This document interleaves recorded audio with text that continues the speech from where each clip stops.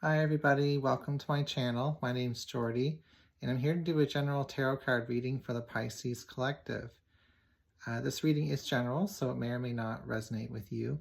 If you find it doesn't fit your story a couple minutes into the reading, then I recommend checking out another reading on my channel with a title that stands out to you. And also thank you so much for liking, sharing, commenting below, and subscribing to my channel. I appreciate all of your love and support. It's so nice to see all of you in the comments, and I really appreciate all the love and support my channel gets. I wish I was here more often for all of you, but I just got to roll with it. I'm holding a beautiful Lemurian seed quartz. It's like a clear quartz, but with these special horizontal bands on the side. Anyway, beautiful crystal. It's connected to ancient civilizations. Basically, it's got the knowledge of our past coded in the crystal in the horizontal stripes. So it's very beautiful. I got that from my boss. And let's see what's going on for Pisces.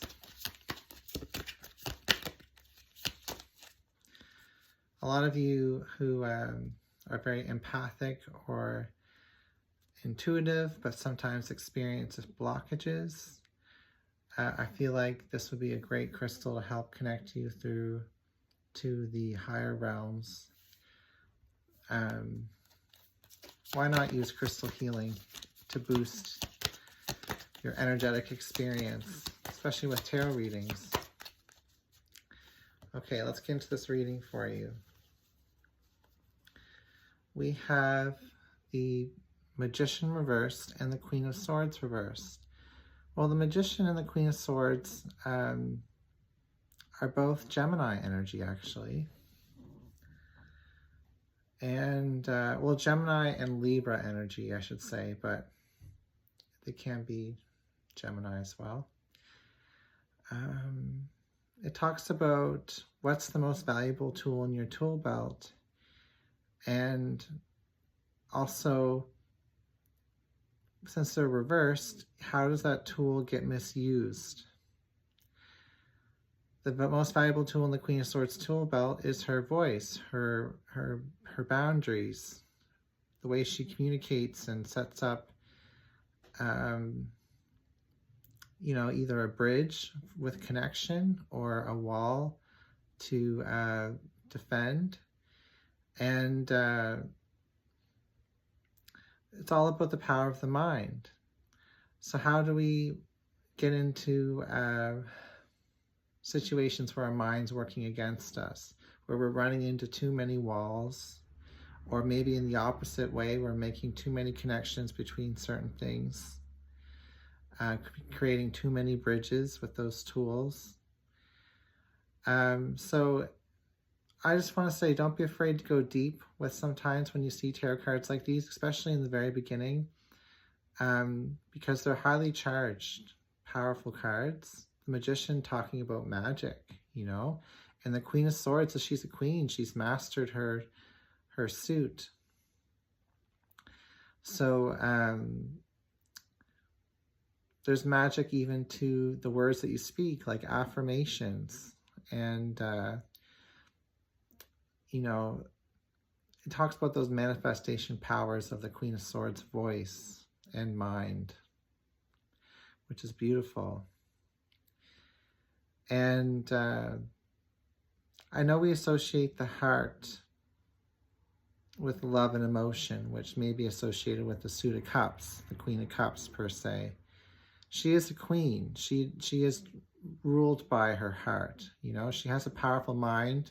She's the sharpest mind in the deck, one of them anyway, this Queen of Swords. But she also has the feminine power of being more easily connected to the heart chakra energy, just a primal connection.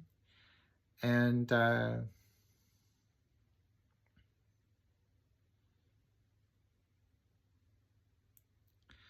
it's very powerful.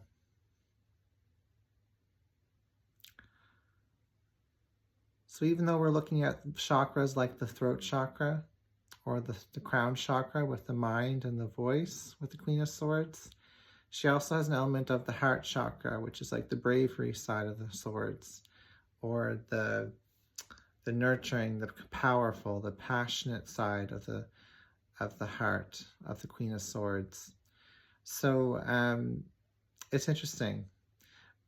When you look at court cards, you think of their strengths and weaknesses, but we don't realize that there's a full spectrum of a human being within that court card with all kinds of intricate complexities that may be overlapped or built upon some of the main weaknesses and strengths of that person's personality. But ultimately, there's a lot of power in the ways that those archetypal principles like the mind, the voice, interact with the rest of the full spectrum of the human experience. So say, for example, if we saw the strength card or we saw some of the fours come up, which indicate kind of like a heart chakra type of energy, it would still have power when the Queen of Swords is like next to one of those cards. So I am sensing within this Magician reversed and the Queen of Swords is that we're talking about not only the attributes of these two cards, which is like magic, manifestation, power, the power of the voice, power of the mind, power, and how we misuse those things, how they can be directed against us with the, running into different walls or over creating bridges and connecting too many things. So we see extremes of the mind when they tip into opposite directions. And we also can sense a little bit of heart chakra energy in this dynamic. Like perhaps that's how the Queen of Swords stays grounded, where she's using such of the higher chakras, the upper aspects, the more complicated aspects of the human experience, more delicate, They've got more petals in the chakras than the other previous chakras that are down lower. So there's a lot more intricacy to those types of chakras within the Queen of Swords, because she's all about the mind, and the mind is like a 11 what was it, like a 1,000 petaled lotus flower with the chakras, something like that. Even the throat chakra has, I think, like quite a lot of petals as well. So very powerful archetypes coming through. And I mean, I haven't even started pulling cards yet, which is so funny. Just got like zoned right into these cards, but I think these big themes that are coming out, we'll see how they play into the current energies. We have the Three of Wands. So somehow within the rest of the cards, we're going to see how, we may be misusing the power of our mind, the power of our voice, or our boundaries, the power of our ability to make connections to other things. Something's out of balance with that. And it's creating the reality that we're going to see in the cards here. Okay. So I'm going to pull 10 cards, and we'll move through them.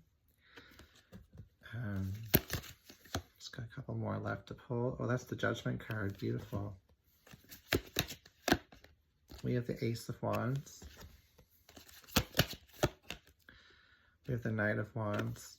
What's interesting is we really focused on the pre-shuffle energy a lot, but that's a glimpse. That's an archetype. That's a theme, a snapshot into a more complicated and a more complicated environment, So that's how the rest of these tarot cards ground in and give us more concrete and concrete messages and benchmarks and bench posts to guide what we're absorbing in the cards.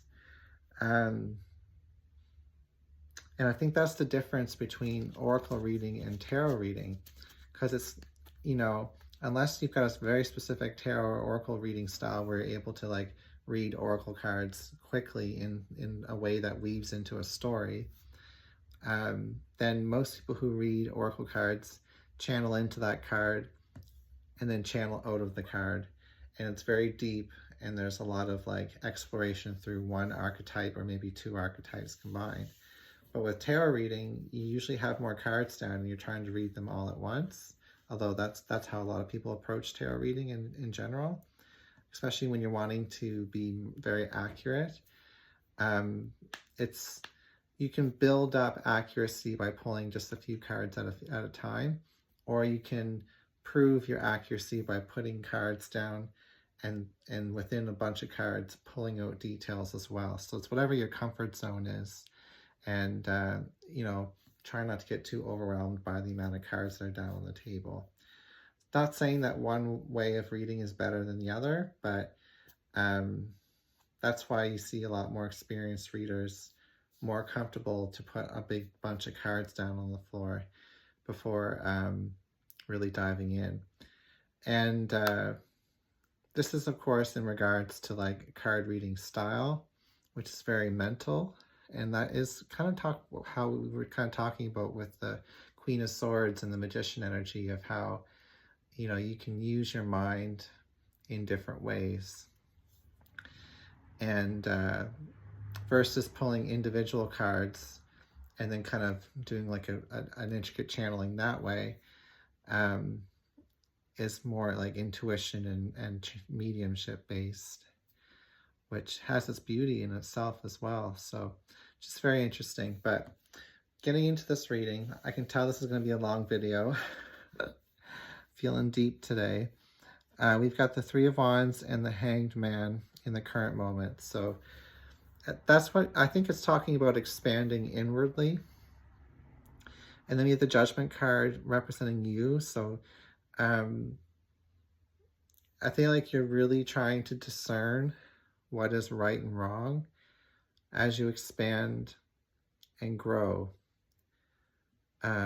Perhaps in competition or in opposition to what is favorable. Well, I say that because of the Five of Wands and the Five of Swords here. And there's a certain energy of having to work together with other people and having to interact with other people while you're going through this inner expansion, while you're going through this big awakening. And, you know, trying to practice discernment, trying to decide whether something is good for you or in alignment with yourself, or whether it is actually creating more problems. So I'm seeing almost like a storm energy around you with these fives. And it may be more of like you know, a lot of environmental influences of like opinions and judgments that you may have to weigh and consider. So I'm almost getting here, Pisces, that you're feeling hyper-focused on how it is that you are relating to the world. Because you're going through this inner expansion, perhaps more, you know, within isolation or on your own. And then you're feeling a bit removed from the flowing energies between other people, the regular flow.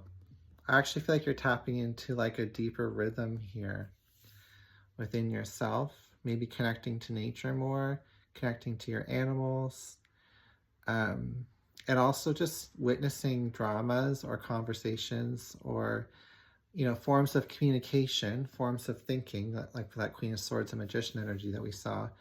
You know, you're interacting with these different forms of thinking, and you're just seeing repeating patterns of self-doubt, of anxiety, of competitiveness, of woundings, you know. So there's a strong contrast here between the more sophisticated aspect of the mind versus the contrast to the more scattered, diluted, and lower vibrational based aspects of the mind. And you're kind of contemplating and discerning which parts of those parts of your mind are you operating out of. Are you operating out of a relaxed, calm, and expansive space? Or are you operating in a more reactive and confused state of mind. And you may fluctuate between one or the other, you know. There may be an energy of like vacancy as well, like feeling like more engaged and more connected when you're in certain situations. Anyway, there's a lot going on with like the relationship within the mind. And I'm saying these things because we have the Judgment card and the Hangman right over top of each other. Those are very powerful archetypal energies that talk about reevaluations and epiphanies. And the Three of Wands and the Five of Wands is an energy of like expansion and growth. But then the energy gets so expanded that you're kind of removed from the competitiveness, removed from the self-doubt, the anxiety, because you've expanded. So then when you see it kind of reflected outside of your aura in other conversations with other people, or when you're seeing the anxieties and the stresses and the competitiveness between other people, you know, governing and ruling the conversations, you want different types of conversations. You want to feel more at peace and safe within your self-expression. And I can see that here with the Hangman, with the Three of Wands. I mean, going out of your way to put yourself in situations where other people are going to not want to participate with you. So self-isolating, but also just trying to improve your environment. Look at these two cards. They're both beautiful environments, like in the woods with the trees, watching the sunset here. And there's a relaxation to these energies. And then we have these fives, which are chock full of, you know, hot energies, you know, hot and cold, extremes of change and fluctuations within the vibrations, the communications, the sounds, the brave wavelengths of the people around you. So how do we, you know, pulling out of what we're seeing with the power of the mind, the Magician, Queen of Swords lens that we're looking at through these cards, we're identifying, you know, energies where you're expanding inwardly, and then you're actually seeing outward in your environment what you may struggle with on an internal level when you're not in a less expanded state, a less expansive state. So you're in a more expansive state right now. I can see, though, that in the past you weren't. I think in the past, or maybe even the recent past, and what you may be kind of still feeling within your aura as you cleanse yourself in this expansion. And it's a different type of cleansing. Like, it's not a cleansing of things moving through you and washing away energies. It's a cleansing because you're expanding rapidly within your inner awareness, or powerfully in different moments throughout your existence, you know, whether it's been in the past, present, or current, you know, or future. It's picking up pace in the future. So, you know, this 9 talks about isolation sometimes, doing things on your own for the betterment of yourself and other people, getting close to the end of a cycle. So it's also a card of burnout, or overworking, so that you can, you know, get that, you know, push through an assignment, push through an experience that you're going through. So you're pushing yourself through what looks like a disconnect between people and yourself on a spiritual level. You are connecting with them emotionally. In fact, the emotions are raw and hitting like tidal waves, because you're all the more sensitive with this inward expansion happening. I'm not sure how fast this inward expansion is happening for you, how long it's taking for you to get to this place, how frequent or often you experience this external expansion. Every one of you is going to be at a different fluctuation, and we're seeing that with the world, with the wheel card and the moon, talking about movement, cycles, and fluctuations. and intensity of emotions and feelings. So it's very interesting. I mean, we're only seeing wands and swords in this reading, which is all about energy and the energy that goes behind our words and our thoughts and the actions we take that are, you know, again, an expression of those thoughts. The only thing earthy and grounding about this reading is the Three of Pentacles in the outcome position, which talks about getting along with other people, building meaningful connections, understandings, you know, working on things together that are meaningful. So obviously that's the outcome. You want to build something out of your experience, is what I'm hearing. You still want to participate, even though you're noticing these different fluctuations with other people. And then in the fears and desires position is the Knight of Wands reversed. So to me, it's like you're just learning how to ride this motorcycle in this card. It goes too fast. It wobbles. It turns, and it's kind of precarious turning, you know. So I feel like you're just kind of getting yourself acquainted with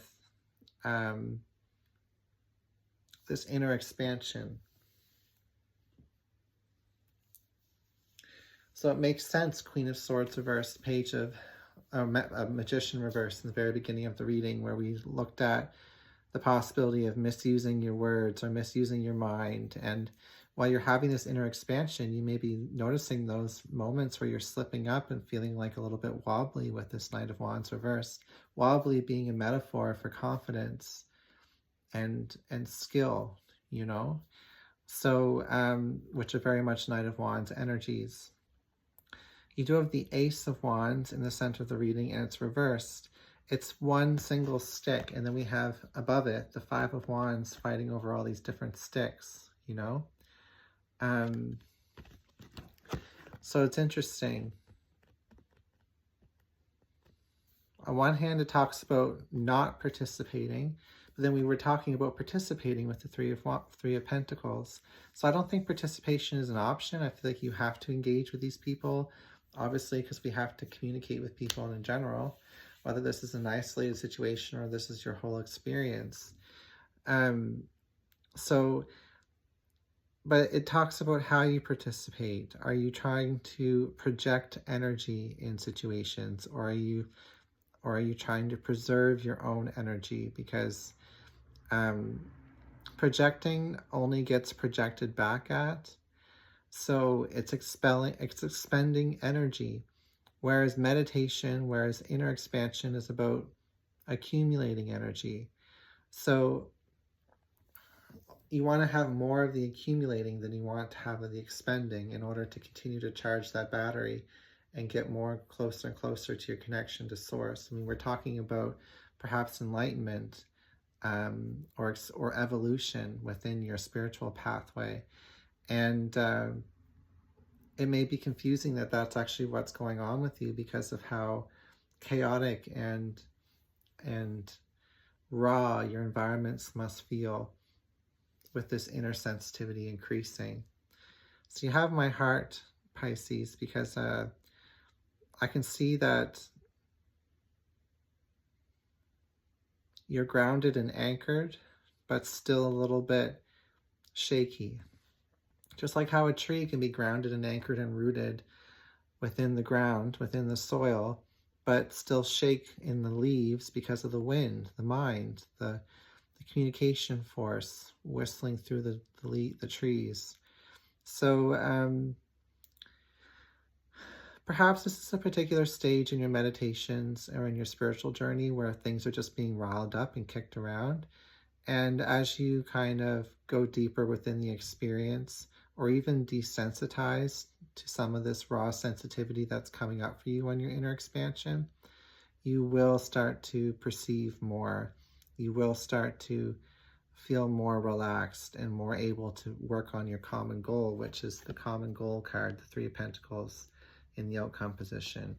working towards service, community engagement, self-improvement, higher qualities of the human experience that complements the inner expansion that you're going through, instead of competing with it in shallow conversations or conversations of depth that are kind of like tug of wars here.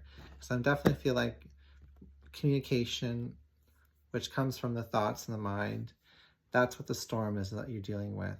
It's like,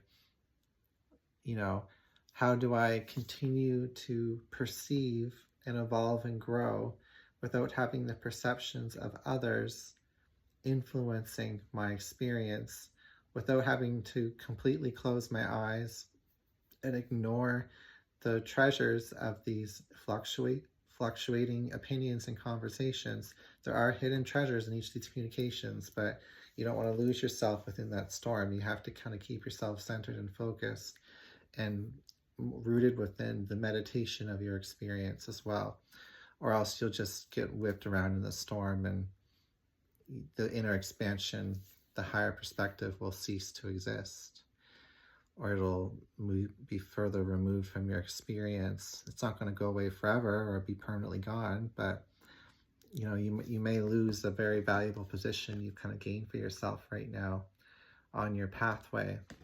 You may get caught up in another drama or a tug of war that prevents you from having the ability to accumulate peace. You may get back in kind of a rat race again here of trying to prove yourself or re-ascertain security within your mind, your body, within your finances, all of that. So I think that's why we're talking about this reading today, and how we can cope on the spiritual evolution with more sensitivity coming in and more inner expansion, and kind of seeing the environment as being